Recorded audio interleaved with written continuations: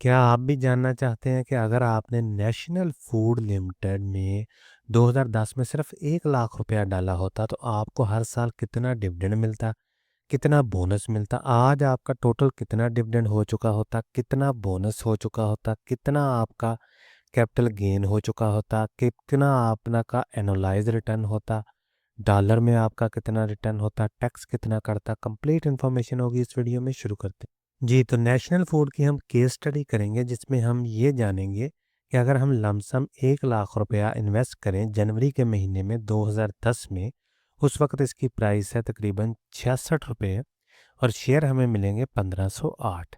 तो फिर हम देखेंगे कि हर साल ये कंपनी हमें कितना डिविडेंड देती है, कितना बोनस देती है, और फिर हम लास्ट में बात करेंगे रिटर्न समरी की, टैक्स की और डॉलर में रिटर्न की। ठीक है जी, शुरू करते हैं। सबसे पहले हम देखते हैं कि 1 लाख रुपए हमने इन्वेस्ट कर दिया जनवरी के महीने में 2010 में। प्राइस थी उस वक्त इसकी 66.31 रुपीज़। शेयर हमें मिले हैं 1508।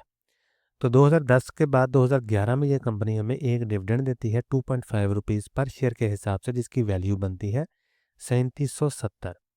उसके बाद 2012 में ये कंपनी हमें एक और डिविडेंड देती है 6 रुपये पर शेयर के हिसाब से, जिसकी वैल्यू बनती है 9000 रुपया, जो कि हम डिविडेंड की मद में ले लेते हैं। फिर ये कंपनी 2013 में हमें दो डिविडेंड देती है 3.5 रुपीज़ पर शेयर के हिसाब से, जिसकी वैल्यू 5200 रुपया बनती है। फिर हमें 2013 में ये कंपनी एक बोनस देती है, जिसके बाद हमारे शेयर बढ़कर हो जाते हैं 1885। 2013 में दोबारा ये कंपनी 4 रुपये पर शेयर के हिसाब से डिविडेंड देती है, जिसकी वैल्यू बनती है 6000 रुपया, जो कि हम डिविडेंड की मद में ले लेते हैं।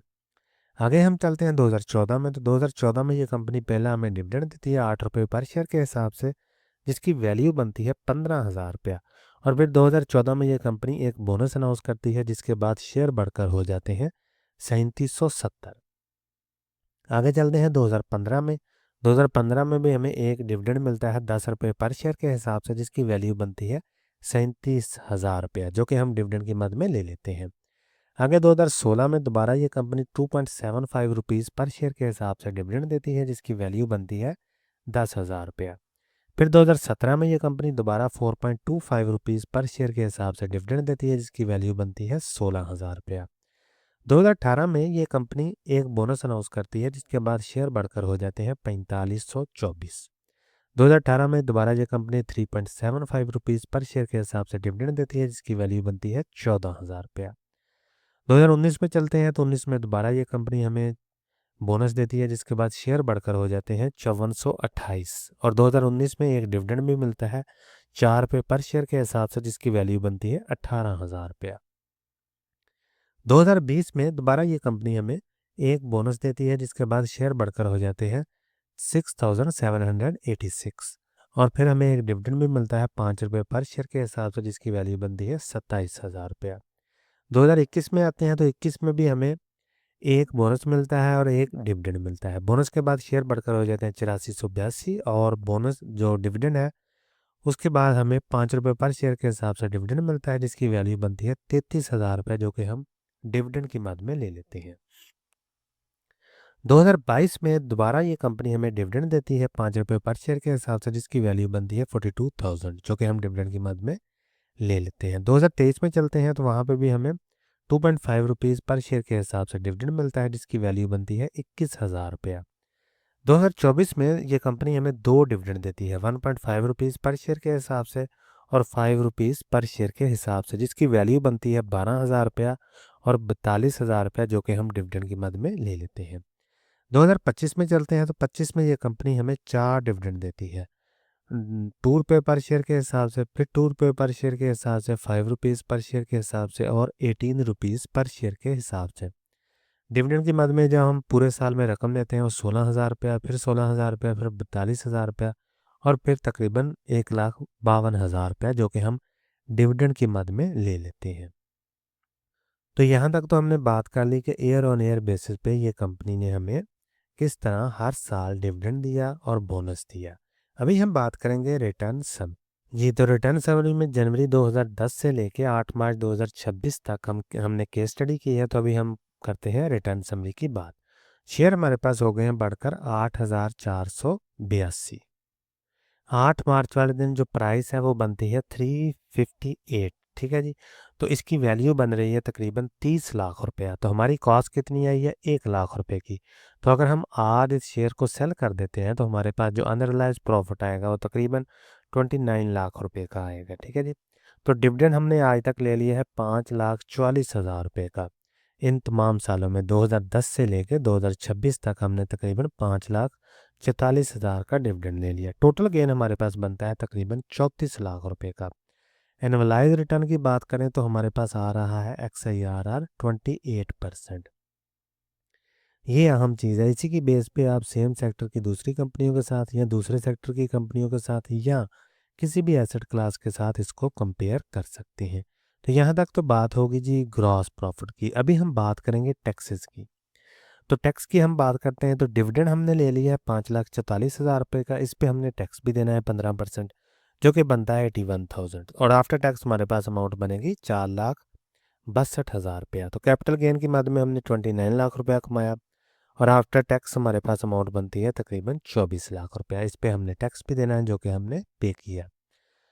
तो टोटल हमारे पास आ गया 34 लाख का ग्रास प्रॉफिट। इस पे हमने 5,22,000 रुपया टैक्स दिया और आफ्टर टैक्स हमारे पास अमाउंट बनती है तकरीबन 29 लाख रुपया।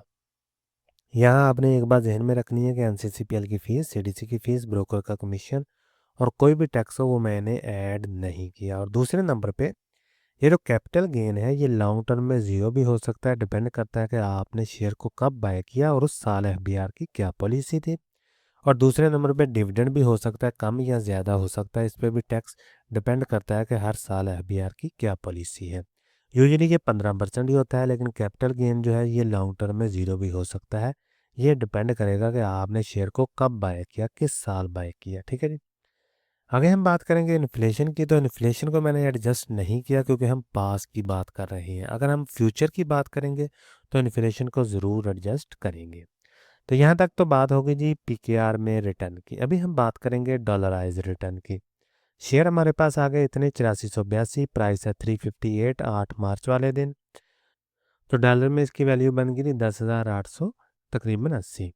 तो आगे हम बात करेंगे कॉस्ट की। तो कॉस्ट हमारी आई है $1184, क्योंकि हमने जनवरी के महीने में 2010 में 1 लाख रुपए इन्वेस्ट किया। तो 1 लाख की जो वैल्यू थी 2010 में जनवरी के महीने में, वो डॉलर की वो 1184 थी। तो अनलाइज प्रॉफिट कितना आ गया हमारे पास, $9,694। तो डिविडेंड हमने ले लिया $2,874। ये हमने कैसे कैलकुलेट किया, हर साल जो भी हमने डिविडेंड लिया उस साल डॉलर की जो भी वैल्यू थी उसके इक्विवेलेंट हमने रखा इसको, और फिर हमने तमाम जो डिविडेंड थे उनको जमा कर लिया। तो टोटल हमारे पास $2,874 बनते हैं डिविडेंड की मद में। तो टोटल गेन हमारे पास आ गया 12,568।